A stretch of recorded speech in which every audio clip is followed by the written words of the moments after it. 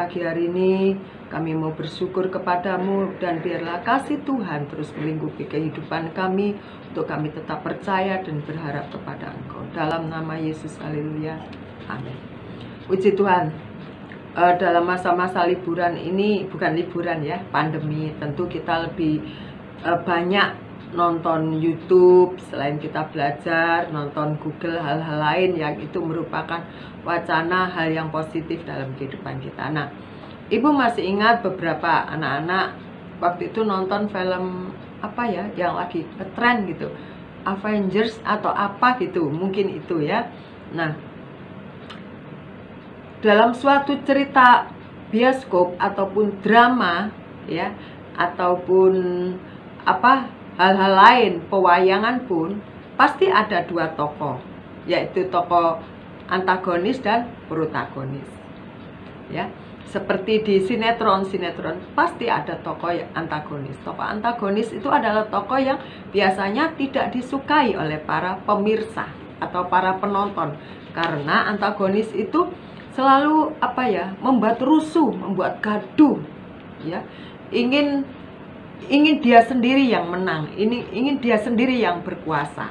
Nah, dalam film Avengers ini yang dipimpin oleh Captain Marvel, ya, kata anak-anak ada salah satu tokoh yang itu merupakan musuh besar Captain Marvel, yaitu Thanos. Thanos ya, bener ya, Thanos. Ya, Thanos. Nah, sementara Thanos sendiri tentu ingin mengalahkan Captain Marvel, ya, di dalam apapun drama, sinetron kayak atau pewayangan ya. Orang antagonis itu ingin menang seperti itu, seperti Ibu tadi katakan. Nah, begitu juga dengan Thanos. Thanos ingin menang melawan Captain Marvel, maka yang dia lakukan adalah dia berusaha. Ya. Diceritakan di situ kan Thanos akan menjadi orang yang dikdaya, orang yang kuat kalau dia mempunyai banyak batu-batu. Ya, batu-batu yang dia kumpulkan itu merupakan sumber kekuatan dia untuk menambah kekuatan. Maka Thanos mengumpulkan beberapa batu dari siapa saja yang dia miliki. Dia nggak peduli, dia harus miliki itu, ya, untuk menjadi tabungan dia, untuk menjadi kredit dia. Kalau itu sudah cukup, sudah penuh, maka kekuatannya Thanos menjadi lebih hebat lagi.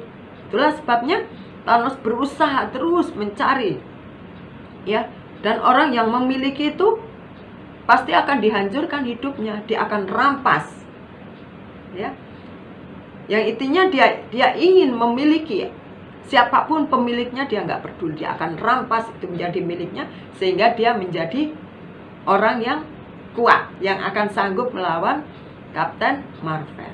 Nah, teman-teman yang dikasih oleh Tuhan, di dalam kekristenan juga kita pernah mendengar yang namanya Saulus, ya, dari seorang murid Gamaliel.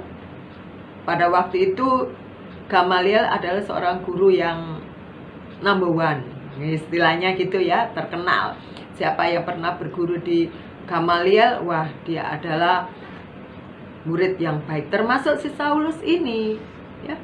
Pada waktu itu Saulus juga, ya, hidupnya ingin menunjukkan nih, ya, siapa yang dia nggak sukai dia akan hancurkan, siapa yang dia nggak sukai dia akan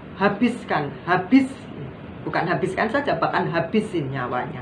Nah, pada waktu itu kekristenan mulai tumbuh, teman-teman, mulai dari rumah ke rumah saling berdoa bersama-sama. Nah, kalau si Saulus ini mendengar kata Kristen, hatinya seperti terbakar. Dia nggak suka sekali, dia nggak rela, ya, ada kekristenan itu muncul di Romawi pada waktu itu. Makanya kalau dia dengar ada orang Kristen berkumpul sedang berdoa, dia akan babat habis, dia akan bunuh, dia akan hancurkan, ya, dia akan porak-poranda rumah yang dipakai itu, ya. Kehidupan Paulus pada waktu itu dia anggap, wah, ya, kalau dia bisa menghancurkan orang Kristen, maka namanya akan melambung tinggi.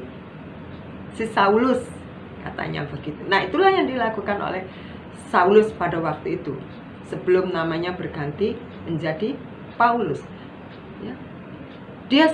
Dia suka ataupun dia senang membuat orang lain sengsara.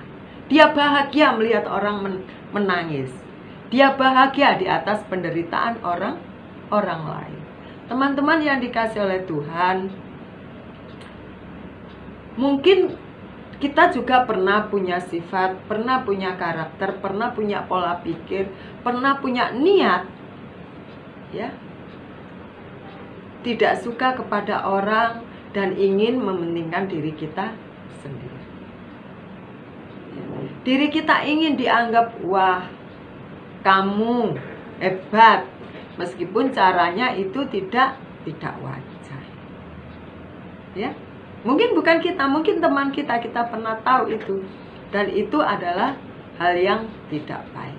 Ibu akan baca di dalam satu ayat, ya, di dalam kitab Filipi yang ditulis oleh Rasul Paulus mengatakan begini. Filipi 3 ayat ke-8b. Karena dialah aku telah melepaskan semuanya itu dan menganggapnya sampah supaya aku memperoleh Kristus. Teman-teman yang dikasihi oleh Tuhan, perjumpaan dengan Kristus yang membuat Saulus berubah 180 derajat berubah. Dari pola pikirnya, dari hatinya, dari kehidupannya, dia berubah. Apa yang dia bangga-banggakan dulu? Ya. Si Saulus dari suku Benyamin, murid si Gamaliel, orang pandai. Tetapi setelah pengenalan akan Kristus, dia anggap itu semua sampah. Nah, lalu apa sih yang kita pelajari pada pagi hari ini dari Thanos, dari Kapten Marvel, dari Saulus menjadi Paulus, ya? Sesungguhnya Tuhan ingin, teman-teman, ya, Tuhan ingin kita ini apa adanya di hadapan Tuhan. Tuhan tidak pernah tertarik dan Tuhan tidak pernah terpesona dengan diri kita, ya, yang diisi dengan hal-hal yang munafik, hal-hal yang tidak benar, hal-hal yang tidak selaras dengan firman Tuhan, atau hal-hal yang tidak sesuai dengan kehendaknya. Tuhan gak suka itu, ya. Oleh karena itu pada pagi hari ini, kehidupan kita yang lalu, ya, yang suka merugikan orang lain, mari kita ganti dengan kehidupan yang saat ini adalah memberkati orang lain. Biarlah kita yang dahulu sudah dikubur menjadi kita yang baru. Seperti juga Rasul Paulus. Aku bukan lagi Saulus, penganiaya jemaat, tetapi aku sekarang menjadi Paulus, yang adalah pemberita Injil. Apapun resikonya, aku akan lakukan demi Kristus. Puji Tuhan, teman-teman sekalian yang dikasihi oleh Tuhan. Biarlah pada pagi hari ini kehidupan kita, ya, kehidupan yang sungguh-sungguh menjadi saluran berkat, kehidupan yang sungguh-sungguh bisa kita lakukan hal-hal yang positif bagi sesama dan bagi nama Tuhan, sehingga hidup kita berguna bagi kemuliaan Tuhan. Selamat pagi, Tuhan Yesus memberkati.